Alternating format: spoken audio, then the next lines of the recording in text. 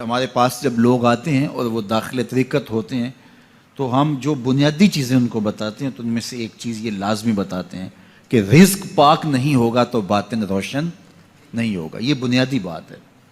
اگر رزق پاک نہیں ہے تو میرے حضور نے ارشاد فرمایا کہ ایک بندہ سفر کر کے کعبۃ اللہ کے صحن میں پہنچتا ہے اور کعبے کے پردوں کو تھام رہا ہے, وہ یمد یدیہ, اور لمبے لمبے ہاتھ کر کے کہتا ہے اے اللہ, لیکن اس کا کھانا حرام ہے, اس کا پینا حرام ہے, اس کا لباس حرام ہے, وہ غزیہ بالحرام, اس کو غذا حرام سے دی گئی ہے.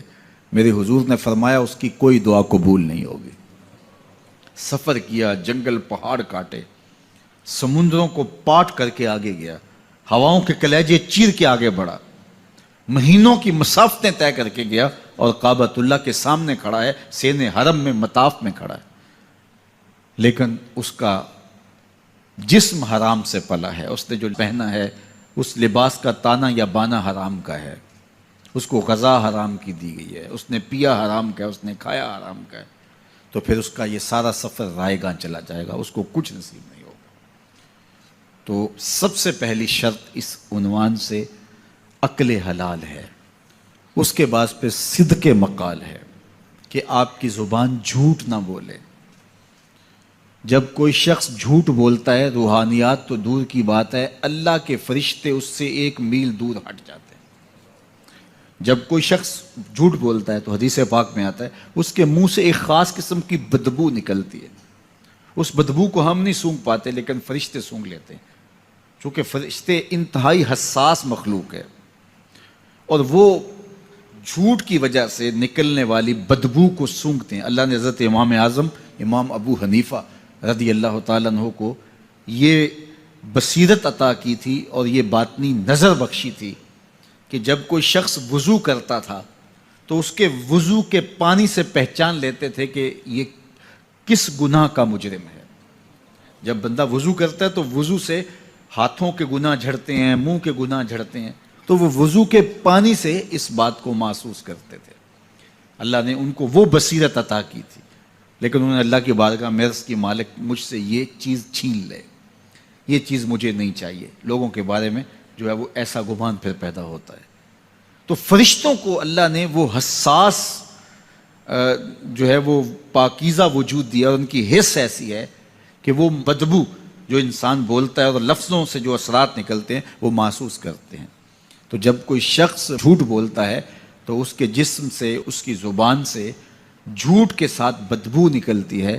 اللہ کے فرشتے 1 میل دور تک پیچھے ہٹ جاتے ہیں. تو مجھے بتائیے, جو شخص جھوٹ بولتا ہو کیا اسے کوئی روحانی مرتبہ مل سکتا ہے؟ یہ سوچا بھی نہیں جا سکتا, یہ امکانات سے ہی نہیں ہے. اللہ کے محبوب علیہ السلام سے پوچھا گیا کہ حضور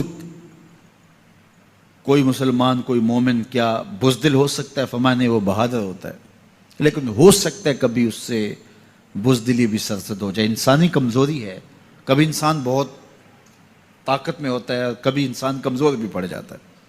فرمایا ہو سکتا ہے کبھی اس سے ہو بھی جائے. پھر پوچھا کہ بخل کر سکتا ہے؟ فرمایا نہیں, مومن سخی ہوتا ہے لیکن ہو سکتا ہے کبھی اس سے بخل بھی ہو جائے.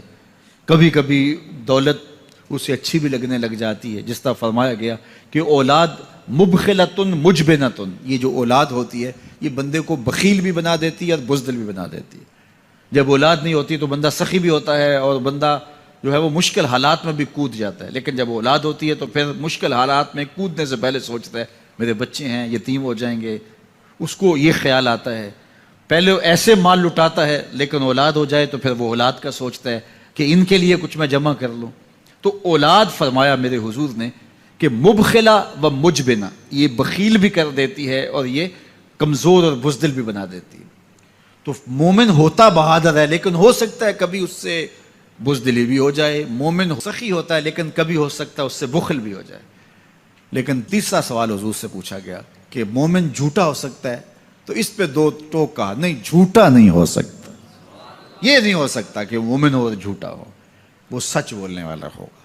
تو عقل حلال اور صدق مقال, یہ 2 خوبیاں جو ہیں یہ اہل اللہ کا ترائے امتیاز ہے, اور یہ مجھے اور آپ کو اختیار کرنی چاہیے. حضرت خلیل اللہ جب وادی غیر ذی زرع میں سیدہ ہاجرہ اور ان کے معصوم نونہال کو چھوڑ کر کے جانے لگے. ایسی وادی جہاں حیوانی وجود بھی نہیں تھا، نباتات بھی نہیں پائے جاتے تھے، پانی کا ایک قطرہ بھی دستیاب نہیں تھا. کالے سیاہ محیط پہاڑ جیسے فولاد پگھلا کے ڈال دیا ہو. وہ وادی جہاں دن کو بھی خوف آئے، وہاں حضرت ہاجرہ نے راتیں بھی گزاری.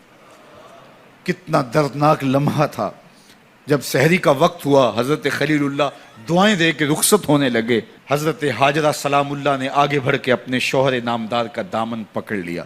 تمسکت بعضیالہ، دامن پکڑ کے بولی، میرے شوہر نامدار، اس محیب وادی میں، اس پہاڑوں کے دامن میں جہاں دن کو بھی خوف آئے، نونہال معصوم کے ہمراہ مجھے چھوڑ کے کہاں جا رہے ہو؟ حضرت خلیل اللہ نے کوئی جواب نہیں دیا. پھر قدم اٹھایا تو زوجہ نے پھر دامن پکڑا، پھر وہی سوال، پھر کوئی جواب نہیں آیا. تیسری مرتبہ دامن پکڑا، خلیل اللہ کی جانب سے کوئی جواب نہیں آیا. تو خاتون خود بولی، کیا اللہ کا حکم تو نہیں؟ تو حضرت خلیل اللہ نے کہا، نعم، ہاں اسی کا حکم ہے. حضرت ہاجرہ نے دامن چھوڑ دیا، کہا جائیے، خیر سے جائیے، اگر اس کا حکم ہے وہ ہمیں ضائع نہیں ہونے دے گا.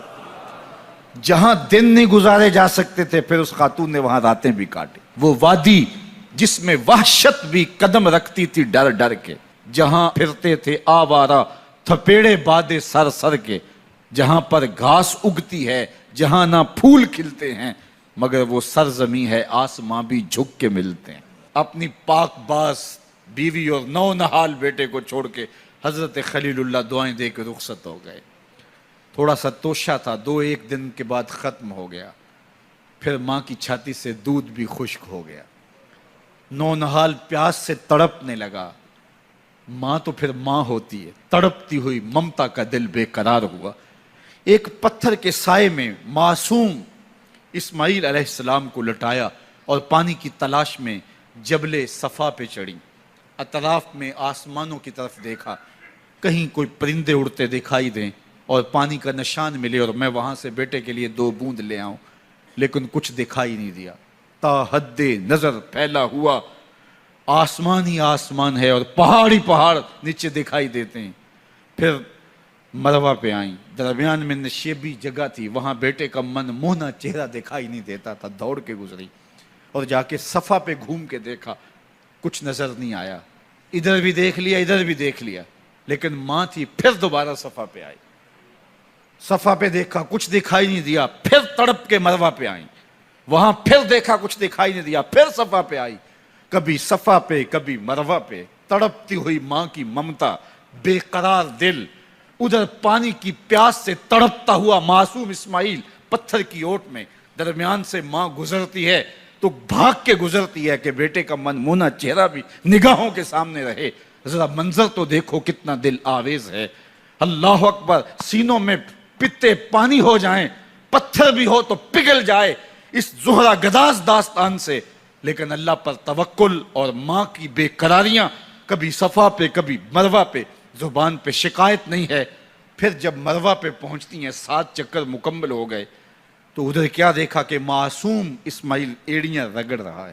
ماں کا دل ڈولنے لگا کہ بیٹا آخری لمحوں میں ہے. دوڑی کہ بیٹے کو جا کے اپنی چھاتی سے چمٹاؤں، ہو سکتا ہے 2 قطرے دودھ کے اس کی زندگی کی آس بندھا دیں.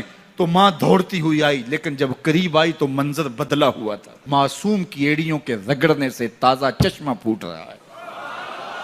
پانی ہے کہ بے قابو ہونا چاہ رہا ہے. آگے بڑھی، جلدی جلدی مٹی کی منڈھیری کرتے ہوئے کہا، زم زم، رک جا رک جا.